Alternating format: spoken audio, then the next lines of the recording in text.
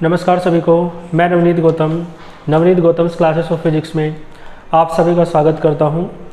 तो आज का लेक्चर आपका बीएससी सेकंड सेमेस्टर के लिए है और जैसा कि आप सभी जानते होंगे कि हमारे चैनल पर बीएससी सेकंड सेमेस्टर की जो पार्ट ए है जिसका नाम है थर्मल फिजिक्स या जिसे आप थर्मोडायनेमिक्स भी कह सकते हैं, लास्ट ईयर ही कंप्लीट करा दी गई थी।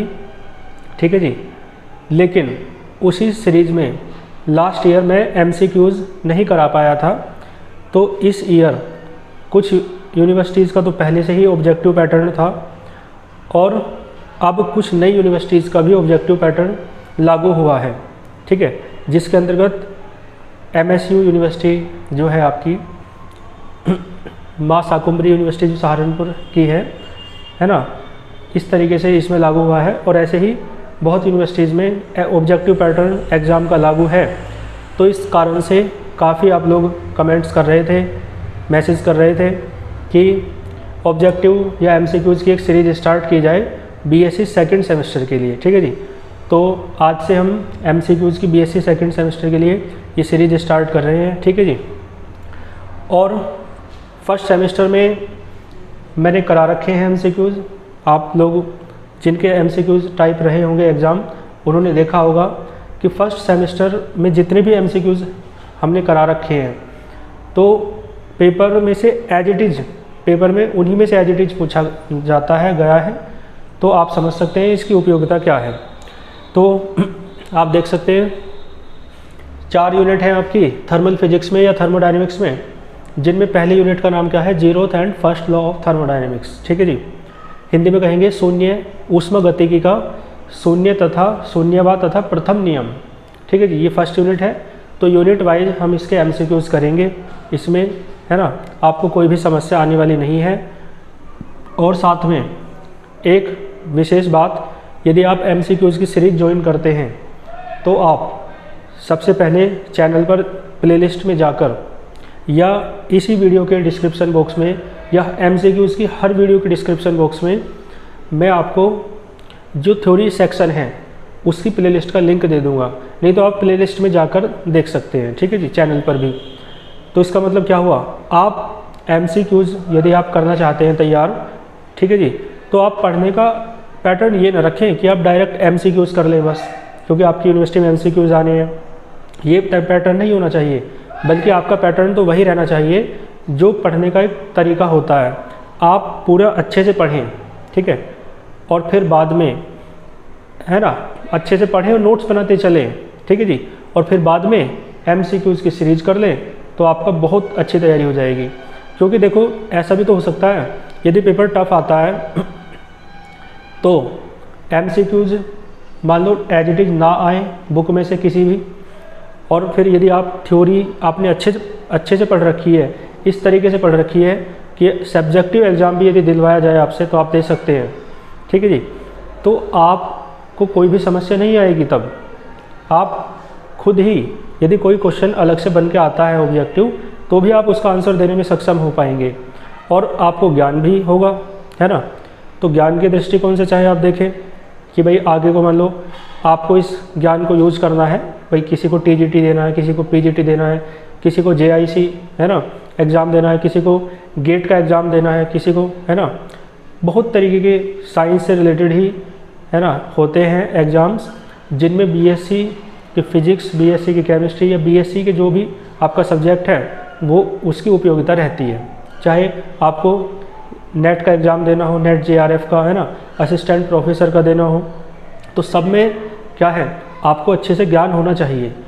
तो ज्ञान जिसे है वो तो मार खाएगा ही नहीं कहीं भी। तो मेरा कहने का बस आग्रह यही है कि आप मार्क्स लाने के उद्देश्य से तो पढ़ें, अच्छी बात है, लेकिन साथ में आपको ज्ञान के उद्देश्य से भी पढ़ना चाहिए, क्योंकि फिर आप कहीं भी मार नहीं खाएंगे, है ना। बीएससी में टॉप भी कर लोगे ना, और बीएससी बीएड कर लिया और फिर टीजीटी का एग्ज़ाम देने की बात आई तो टीजीटी क्वालिफाई नहीं कर पाओगे यदि ज्ञान नहीं होगा तो, है ना। पीजीटी क्वालिफाई नहीं कर पाओगे यदि ज्ञान नहीं होगा तो मेन चीज़ क्या है, आपको अच्छे से पढ़ना है। इस कारण से थोड़ा लॉस भी होता है कि ऑब्जेक्टिव एग्ज़ाम है तो बहुत ऊपर से पढ़ लेते हैं कुछ बच्चे, कुछ स्टूडेंट्स, या फिर MCQs ही तैयार करके चले जाते हैं, वो थ्योरी सेक्शन को अच्छे से नहीं पढ़ते। तो बिल्कुल अच्छे से पढ़ना है थ्योरी सेक्शन, ताकि आप इस तरीके से पढ़ें बिल्कुल, है ना। बस थोड़ा सा ढील दे सकते हो, थोड़ी सी ढील कैसे, जैसे आपको मैंने डेरिवेशन कराया कोई, तो क्या पता उस डेरिवेशन के किसी बीच से कहीं से क्वेश्चन बन जाए, तो डेरिवेशन तो समझना है ना अच्छे से। लेकिन डेरिवेशन, है ना, डेरिवेशन करते हुए किसके बाद क्या आएगा, किसके बाद, है ना, क्या निकालना है हमें, इस बात की ओर ज़्यादा ध्यान नहीं देना, क्योंकि करना नहीं है ना आपको टिक मार्क वाला पेपर है आपका। तो बस इस चीज़ में सहूलियत मैं आपको दे सकता हूँ कि आप इस चीज़ से चिंता ना करें, ठीक है, कि आपको याद करना है चीज़ों को, याद नहीं करना, आप बस समझते चलें। यदि आप ईमानदारी से थ्योरी सेक्शन को पढ़ते हुए, समझते हुए चलेंगे चीज़ों को, है ना, नोट्स बनाते हुए चलेंगे, तो आपकी तैयारी इतनी अधिक हो जाएगी MCQs के हिसाब से कि आप अपने आप ही उस तैयारी को, मतलब MCQs जब आप करेंगे ना, तो आपको आंसर देखने की आवश्यकता नहीं पड़ेगी आंसर शीट में कि पहले का कौन सा है, दूसरे का कौन सा है ना, इस तरीके से सारे क्वेश्चन आपके लगते जाएंगे। ठीक है जी, क्लियर है। क्योंकि BSc थर्ड ईयर, जब मैंने BSc की तब भी BSc थर्ड ईयर ऑब्जेक्टिव होता था, तो मैंने जिस तरीके से तैयारी की मैं उसी तरीके से आपको बता रहा हूँ, है ना। भाई मान लो हम भी उस टाइम ऐसे ही कर लेते कि ऑब्जेक्टिव रट के चले गए और उसमें से जो लगे ठीक है, जो नहीं लगे तो नेगेटिव मार्किंग तो है ही नहीं, तो आज पढ़ा थोड़ा ना पाते हैं ना। तो इसलिए ज्ञान होना भी ज़रूरी है, ये मैं आपसे आह्वान करता हूँ, तो इस बात पे आप ध्यान देंगे। ठीक है जी, चलो स्टार्ट करते हैं। तो मैंने कहा थर्मल फिजिक्स थर्मोडायनेमिक्स, है ना, उसकी फर्स्ट यूनिट जिसका नाम है zeroth and first law of thermodynamics, उसके MCQs हम स्टार्ट कर रहे हैं और यूनिट वाइज हमारी MCQs की ये सीरीज चलेगी। ठीक है जी, चलो तो देखो पहला क्वेश्चन आपके सामने स्क्रीन पर होगा, देखें आप लोग। देखो लिखा है zeroth law of thermodynamics is related to, जो जीरोथ लॉ है थर्मोडायनेमिक्स का वो किससे रिलेटेड है। ठीक है जी, मैं इसे रफ कर देता हूँ। देखो जी, जीरोथ लॉ जो है थर्मोडायनेमिक्स का वो किससे रिलेटेड है, आप ऑप्शन पढ़ें। ठीक है जी, और फर्स्ट यूनिट यदि आप थ्योरी से कंप्लीट कर चुके हैं तो इस लेक्चर को देखेंगे तो आपको बहुत आनंद आने वाला है। डायरेक्ट देखेंगे तो परेशान हो जाओगे, बाकी कवर तो तब भी कर लोगे क्योंकि इसमें भी मैं एक्सप्लेनेशन दूंगा, लेकिन बेस्ट मेथड वही है जो मैंने आपसे कहा, पहले थ्योरी कंप्लीट करो फिर इस लेक्चर को देखो। ठीक है, तो देखो zeroth law of thermodynamics is related to, जो जीरोथ लॉ है थर्मोडायनेमिक्स का वो किससे रिलेटेड है। तो जीरोथ लॉ थर्मोडायनेमिक्स का आप जानते हैं, थोड़ा सा मैं बता भी दूँ। एक बॉडी A है, एक बॉडी B है। ठीक है जी, ये जो बॉडी A है ये C के साथ थर्मल इक्विलिब्रियम में है, उसमें साम्यावस्था बोलते हैं। B जो है वो भी C के साथ साम्यावस्था में है, थर्मल इक्विलिब्रियम में है। तो लॉ कहता है कि ये दोनों भी एक दूसरे के साथ किस में होंगे, थर्मल इक्विलिब्रियम में होंगे, है ना। थर्मल इक्विलिब्रियम में होने का अर्थ होता है टेम्परेचर का सेम होना। इसका मतलब है बॉडी A का और बॉडी B का टेम्परेचर कैसा होगा, सेम होगा। ठीक है जी, तो यहाँ से देखो एक बात पता चली कि जो फर्स्ट ये जीरोथ लॉ है थर्मोडायनेमिक्स का वो किससे रिलेटेड है, किससे रिलेटेड है, टेम्परेचर से। ठीक है जी, तो पहला ये ऑप्शन, इसका ऑप्शन नंबर A करेक्ट हो जाएगा। उसने पूछा था जो जीरोथ लॉ है थर्मोडायनेमिक्स का वो किससे रिलेटेड है, तो टेम्परेचर से रिलेटेड है वो, है ना। हीट, वर्क, इंटरनल एनर्जी इनसे रिलेटेड नहीं है, तो पहले का कौन सा हो जाएगा आपका A। ठीक है जी, चलो ठीक है जी। और बाकी जो मैं आपको करा रहा हूँ इसकी PDF आपको हमारे टेलीग्राम चैनल पर मिल जाएगी। ठीक है जी, टेलीग्राम चैनल का लिंक मैं वीडियो के डिस्क्रिप्शन बॉक्स में दे दूँगा। यदि आपने टेलीग्राम चैनल ज्वाइन नहीं किया है तो आप वीडियो के डिस्क्रिप्शन बॉक्स में टेलीग्राम चैनल को जाकर ज्वाइन कर सकते हैं। ठीक है जी, वहाँ पर जो थर्मल फिजिक्स है उसके सभी हैंड रिटन नोट्स भी आपको टेलीग्राम चैनल पर मैंने पिंड करके दे रखे हैं। ठीक है जी, पिंड कर रखे हैं। पिंड कैसे, है ना, समझते होंगे आप। जैसे ही टेलीग्राम चैनल हमारा ओपन करेंगे आप, तो नाम के नीचे जहाँ पर लिखा है नवनीत गौतम क्लासेस, उसके नीचे साइड में एक पिन का निशान बना हुआ आता है, उस पिन पर क्लिक करेंगे तो एक लिस्ट आ जाएगी। पहले फर्स्ट सेमेस्टर के नोट्स हैं और फिर सेकंड सेमेस्टर के नोट्स हैं। ठीक है जी, तो आप वहाँ से देख सकते हैं। नोट्स के लिए भी काफ़ी स्टूडेंट्स परेशान रहते हैं, तो उनकी भी ये समस्या मैं इस वीडियो में बता रहा हूँ। ठीक है जी, और आप सेकंड सेमेस्टर के कुछ स्टूडेंट्स, है ना, जो अब हैं जिन्हें मैं संबोधित कर रहा हूँ उस समय, तो आप लोग तो नए हैं, है ना। मतलब जो सेकंड सेमेस्टर में मुझसे पढ़े लास्ट ईयर, वो तो फोर्थ सेमेस्टर में आ गए। तो आप लोग नए हैं, तो आप लोगों का एक दायित्व भी है, मैं आप लोगों से, है ना, अनुरोध करता हूँ कि आप लोग वीडियो को अधिक से अधिक शेयर करें, सपोर्ट करें, ताकि हम लोग आपके लिए ऐसे ही मेहनत करते रहें। ठीक है जी, चलो, तो है ना, बस इतना ही सपोर्ट आपका रहे कि आप लोग अधिक से अधिक शेयर करें। देखो, तो पहला मैंने बता दिया आपको MCQ, सेकंड पे आते हैं।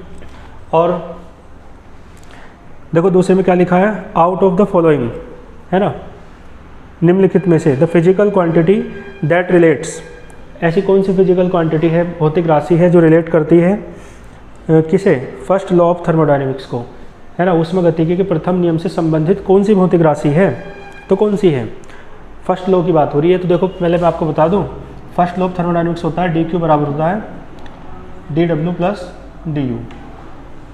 ठीक है जी, किसी भी थर्मोडायनेमिक सिस्टम को जो हीट दी जाती है वो दो रूपों में खर्च होती है, एक तो कुछ भाग तो वर्क करने में खर्च हो जाता है और कुछ उस सिस्टम की इंटरनल एनर्जी को इंक्रीज करने में खर्च हो जाता है। ठीक है जी, तो dq बराबर dw प्लस du होता है। तो ये एनर्जी से रिलेटेड है ना, क्योंकि ये हीट एनर्जी है, ये मैकेनिकल एनर्जी है जिसे आप वर्क कहते हैं, और ये इंटरनल एनर्जी है, तो इसमें एनर्जी वाला ऑप्शन होना चाहिए। ठीक है जी, तो जो ऑप्शन नंबर आपका सी है। ठीक है जी, तो सेकंड का क्या हो जाएगा, सेकंड का सी है, बिल्कुल करेक्ट है ना। चलो, इसके बाद चलते हैं थर्ड पर।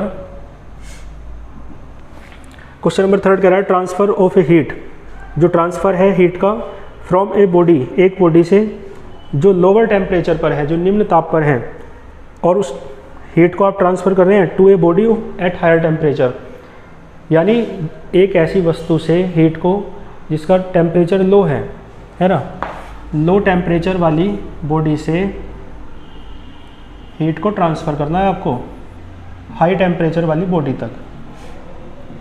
ठीक है जी, तो कह रहा है, देखो ऑप्शन क्या क्या दिया है, क्या लो टेम्परेचर वाली बॉडी से हाई टेम्परेचर वाली बॉडी तक हीट को ट्रांसफ़र करना क्या इम्पॉसिबल है, नंबर बी पॉसिबल है ना, दोनों बॉडीज़ को कांटेक्ट में रखकर।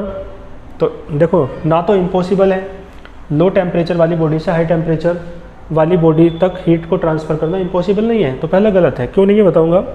पॉसिबल है कब, जब दोनों को कांटेक्ट में रख दिया जाए, नहीं बिल्कुल नहीं। आप लो टेम्परेचर और हाई टेम्परेचर वाली बॉडी को कांटेक्ट में रखेंगे तो भी हीट का गुण है वो हाई से लो की ओर चलती है, हाई टेम्परेचर से लो की ओर चलती है, तो भी नहीं हो सकता।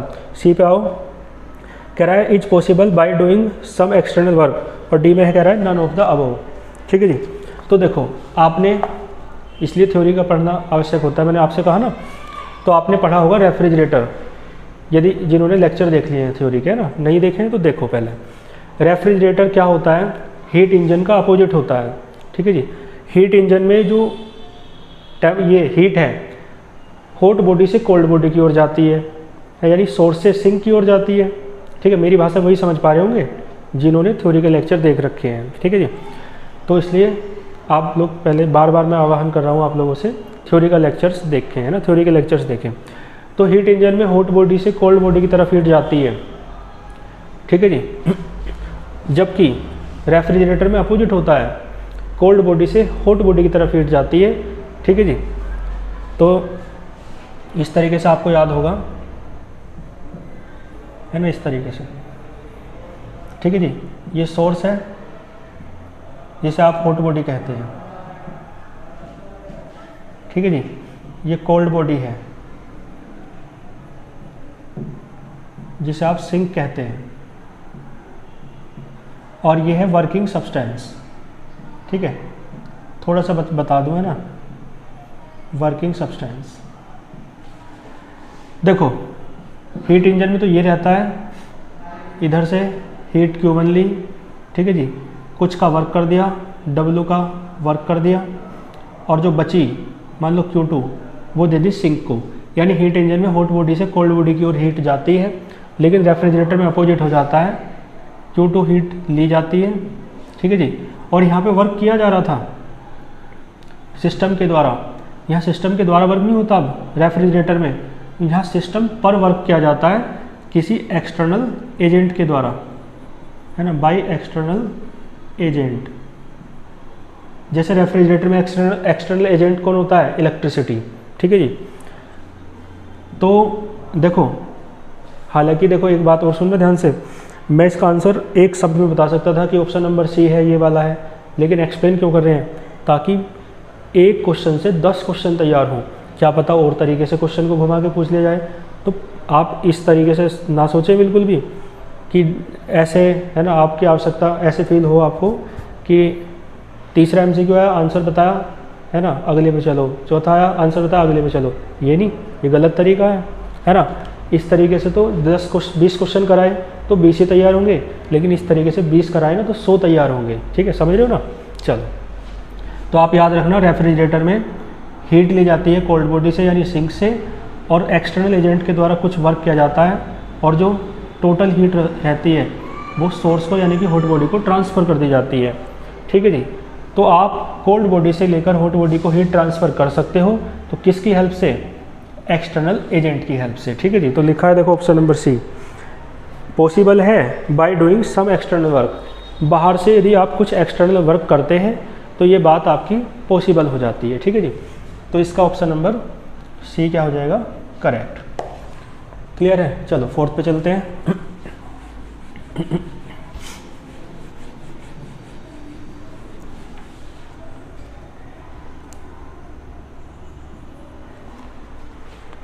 देखो, कह रहा है the internal energy of an ideal gas. जो इंटरनल एनर्जी है किसकी, आइडियल गैस की, वो किस पे डिपेंड करती है, ठीक है जी। कह रहा है pressure, volume, temperature and volume both. तो जो इंटरनल एनर्जी है ना, मैं आपको बता दूं, वो फंक्शन होती है टेम्परेचर का। टेम्परेचर बढ़ाते हैं आप तो इंटरनल एनर्जी भी बढ़ती है, टेम्परेचर घटाते हैं तो इंटरनल एनर्जी भी घटती है। तो फोर्थ का सी हो जाना चाहिए, ठीक है जी। तो फोर्थ का ऑप्शन नंबर सी आपका करेक्ट है, ठीक है जी। इंटरनल एनर्जी किसका फंक्शन होती है, टेम्परेचर का। फिफ्थ पे चलते हैं।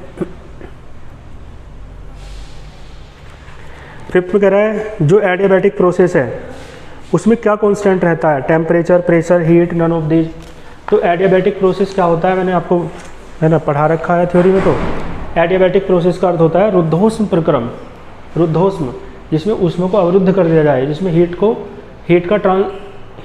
का ट्रांसफर ना हो, है ना, सिस्टम से सराउंडिंग्स में और सराउंडिंग्स से सिस्टम में, यानी निकाय से वातावरण में और वातावरण से निकाय में ऊष्मा का कोई भी आदान प्रदान नहीं होता, ठीक है जी। तो उसे कहते हैं क्या, ये क्वेश्चन क्या है, उसे कहते हैं एडियाबैटिक प्रोसेस, ठीक है, जिसमें हीट का कोई भी एक्सचेंज नहीं होता। तो कह रहा है कौन कांस्टेंट रहती है, तो हीट कांस्टेंट रहती है, फिफ्थ का सी हो जाएगा, ठीक है जी, क्योंकि हीट का एक्सचेंज नहीं हो रहा ना, तो जितनी हीट है उतनी रहेगी, तो फिफ्थ का क्या हो जाएगा, सी, ठीक है जी, क्योंकि हीट का कोई भी एक्सचेंज नहीं होता है, ठीक है जी, एडियाबैटिक प्रोसेस में। लिख दूं मैं, एडियाबैटिक प्रोसेस में, है ना, नो एक्सचेंज ऑफ हीट, ठीक है जी। या ऐसा कह दूं कि हीट कैसी रहती है, कांस्टेंट, हीट का कोई भी एक्सचेंज नहीं होता, यानी कि हीट कैसी रहती है, कांस्टेंट, ठीक है जी। क्लियर है। चलो सिक्स्थ पे चलते हैं।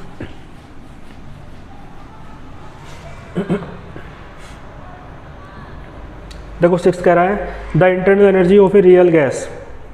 जो रियल गैस की इंटरनल एनर्जी है वो डिपेंड करती है, ठीक है जी, किस पे डिपेंड करती है, रियल गैस यानी वास्तविक गैसों की जो ऊर्जा है वो किस पर डिपेंड करती है, टेम्परेचर पर, प्रेशर पर, वॉल्यूम पर, टेम्परेचर और वॉल्यूम दोनों पर, ठीक है जी। तो टेम्परेचर और वॉल्यूम दोनों पर डिपेंड करती है जो इंटरनल गैस की क्या होती है, वो रियल गैस की इंटरनल एनर्जी होती है। तो ऑप्शन नंबर डी करेक्ट हो जाएगा, ठीक है जी। Temperature and volume both, temperature भी और वॉल्यूम भी, ठीक है जी, दोनों पे डिपेंड करती है रियल गैस की जो इंटरनल एनर्जी होती है, ठीक है जी। और जो आइडियल गैस आ जाता तो टेम्परेचर पर डिपेंड करती केवल, ठीक है जी।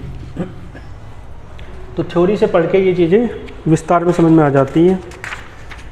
इसके बाद क्वेश्चन नंबर 7 देखो क्या कर रहा है, द स्लोप कहते हैं प्रवणता को हिंदी में। Slopes of isothermal and adiabatic curves are related as, जो स्लोप्स हैं, जो प्रवणताएं हैं किसकी, आइसोथर्मल कर्व की, आइसोथर्मल वक्र की, हिंदी में कहेंगे समतापीय वक्र की, और एडियाबैटिक कर्व यानी कि रुद्धोष्म वक्र की, इनकी जो प्रवणता है उनके बीच क्या रिलेशन है। ठीक है जी, तो 4 रिलेशन दे रखे हैं, इसका डेरिवेशन मैंने करा रखा है तो आपको याद होगा।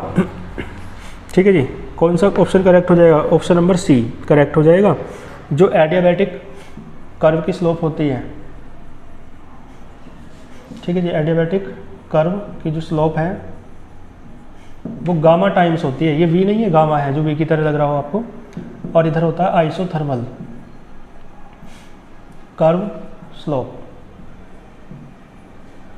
ठीक है जी, चाहो तो आप इसे ऐसे भी कर सकते हो कि adiabatic curve slope upon isothermal curve slope बराबर गामा, या डेरिवेशन में क्या पता ऐसे हो जो मैंने कराया, isothermal curve slope upon adiabatic curve slope बराबर 1 अपॉन गामा। ठीक है जी, तो कितने ही रूप इसके बन सकते हैं, कोई सा एक आप याद रख लो, उसी से आपके कई रूप निकल जाएंगे। ठीक है जी, तो ऑप्शन नंबर इसका सी करेक्ट हो जाएगा 7th का।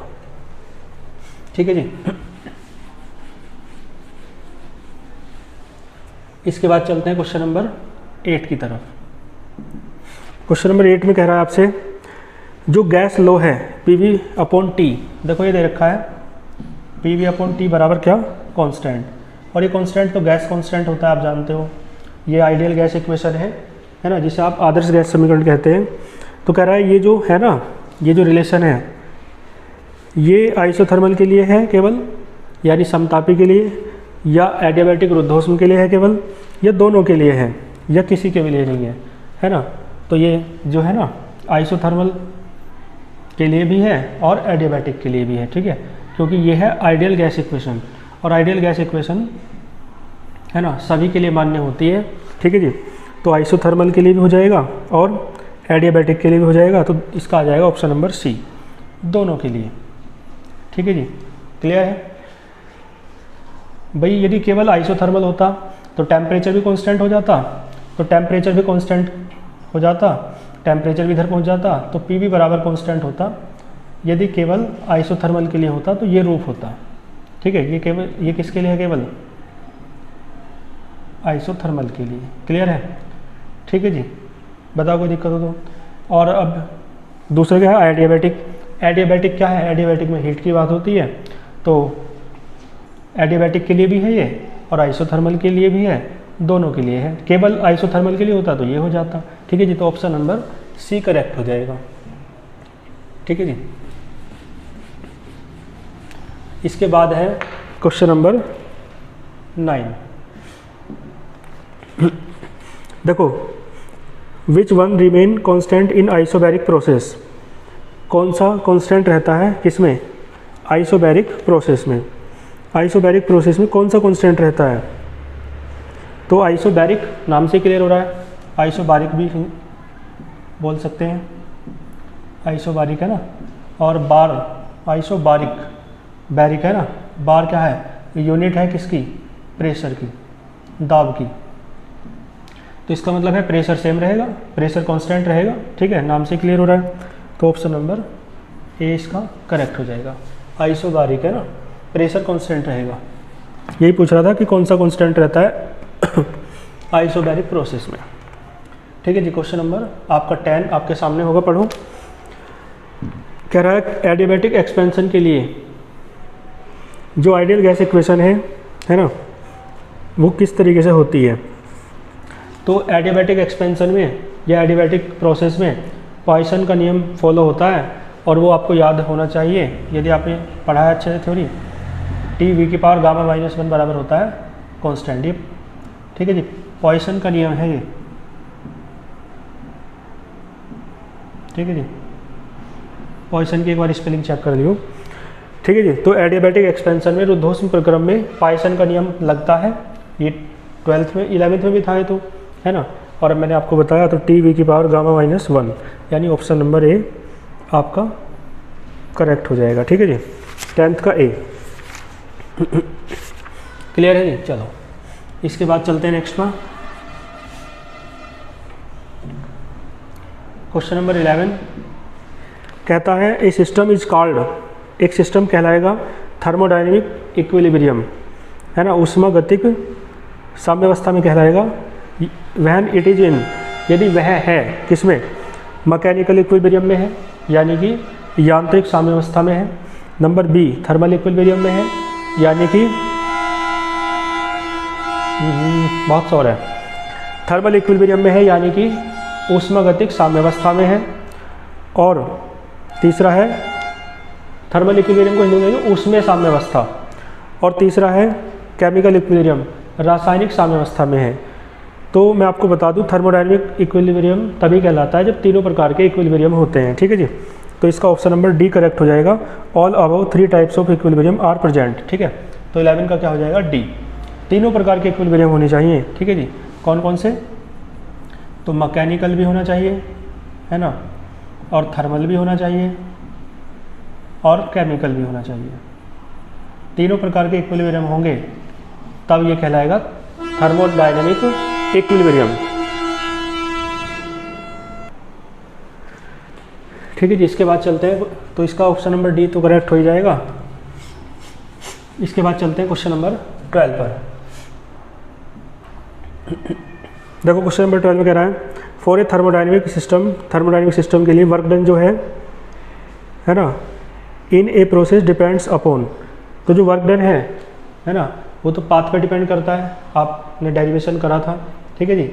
वर्क डन किसके बराबर था, पाथ के, है ना, जो पाथ था उसके एरिया के बराबर था ना, W बराबर था ना एरिया, है ना, ऑफ, है ना, आगे जो भी रीजन था, है ना, तो उस रीजन के या उस कर्व के एरिया के बराबर था, है ना। कोई रीजन हो, कोई कर्व हो, पूरा डेरिवेशन मैंने करा रखा है।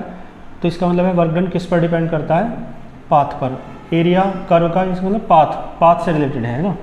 तो इसका क्या आ जाएगा, 12th का ए, ऑप्शन नंबर ए करेक्ट हो जाएगा, ठीक है जी।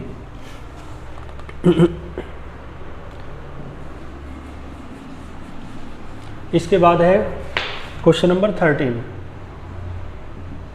क्वेश्चन नंबर 13 कहता है इंटरनल एनर्जी जो है किसी सिस्टम की, ठीक है, वो क्या है। तो मैंने अभी आपको बताया इंटरनल एनर्जी जो है ना, वो फंक्शन है टेम्परेचर का, ठीक है जी। तो आप पढ़ लो। तो कह रहा है थर्मोडायनेमिक वेरिएबल है, ठीक है जी।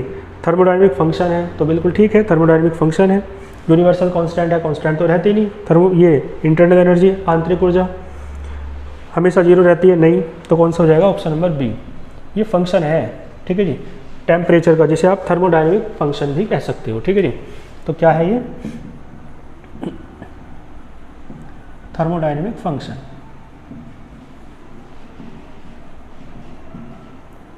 क्लियर है। चलो 13 क्वेश्चन के बाद चलते हैं नेक्स्ट क्वेश्चन, क्वेश्चन नंबर 14। देखो क्वेश्चन नंबर 14 क्या कहता है, जो फर्स्ट लॉ ऑफ थर्मोडायनेमिक्स है इन आइसोकोहरिक प्रोसेस, आइसोकोहरिक प्रोसेस में वो क्या होगा। तो सबसे पहले तो आप आइसोकोहरिक प्रोसेस जानो, या सबसे पहले फर्स्ट लॉ ऑफ थर्मोडायनेमिक्स तो पता ही है, डी क्यू बराबर क्या था, D W plus D you. और आइसोकोहरिक प्रोसेस मैं आपको बता दूं